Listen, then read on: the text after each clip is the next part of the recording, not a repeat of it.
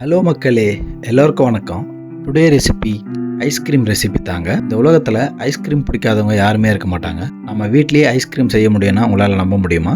வாங்க நம்ம வீட்லேயே ஐஸ்கிரீம் செஞ்சு சாப்பிடலாம். நான் இந்த ஐஸ்கிரீம் செய்ய கஸ்டர்ட் பவுடர் தான் எடுத்திருக்கேன். இந்த பவுடர் வெண்ணிலா ஃப்ளேவர் பவுடர், அதனால் நான் எசன்ஸ் யூஸ் பண்ணலை. நீங்கள் எசன்ஸ் யூஸ் பண்ணீங்க நார்மல் கஸ்டர்ட் பவுடர் வாங்கினீங்கன்னா. எப்படி செய்யலான்னு இந்த வீடியோவில் பார்க்கலாம். அடுப்பு பற்ற வச்சு கடாயை வச்சுக்கலாம். லோ ஃப்ளேம் வச்சுக்கலாம். 1/4 கப்பு சர்க்கரை போட்டுக்கலாம். 3 ஸ்பூன் கஸ்டர்ட் பவுடர் போட்டுக்கலாம். 1 கப்பு பால் ஊற்றிக்கலாம். லோ ஃப்ளேமில் நல்லா குக் பண்ணிக்கலாம்.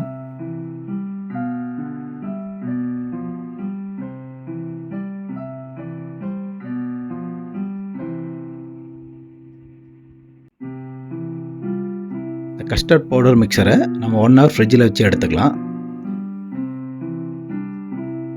இந்த கஸ்டர்ட் மிக்சர் நல்லா கூலிங்காக இருந்துச்சுன்னா நம்ம பீட் பண்ணுறதுக்கு ஈஸியாக இருக்கும். இப்போ நாம் 1 கப்பு whipping க்ரீம் ஆட் பண்ணிக்கலாம். இதை நல்லா மிக்ஸ் பண்ணிவிட்டு மிக்சர் ஜாரில் நல்லா அரைச்சி எடுத்துக்கலாம். என்கிட்ட பிளெண்டர் மிஷின் இல்லை, அதனால் நான் மிக்சர் ஜாரில் போட்டு அரைச்சி எடுத்துக்கிறேன். உங்கள்கிட்ட பிளெண்டர் மிஷின் இருந்தால் 3 to 5 minutes நல்லா பிளெண்ட் பண்ணி எடுத்துக்கோங்க. இந்த கஸ்டர்ட் பவுடர் மிக்சர் ரெடி ஆயிடுச்சு. இப்போ நாம் ஒரு கண்டெய்னரில் ஒரு பாலித்தீன் ஷீட் வச்சுட்டு அதில் இந்த மிக்சரை செட் பண்ணலாம். முதல்ல கொஞ்சம் டூட்டி ஃப்ரூட்டி போட்டுக்கலாம். பார்க்க கொஞ்சம் நல்லாயிருக்கும். இப்போ நம்ம அரைச்சி வச்ச மிக்சரை இந்த கண்டெய்னரில் ஆட் பண்ணிக்கலாம்.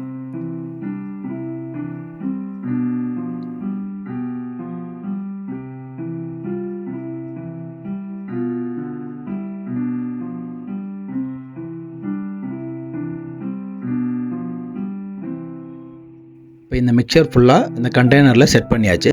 இந்த பாலித்தீன் கவரை மூடிட்டு மேலே லிட்டு போட்டு மூடிட்டு நம்ம ஃப்ரீசரில் ஒரு 8 hours வச்சிடலாம்.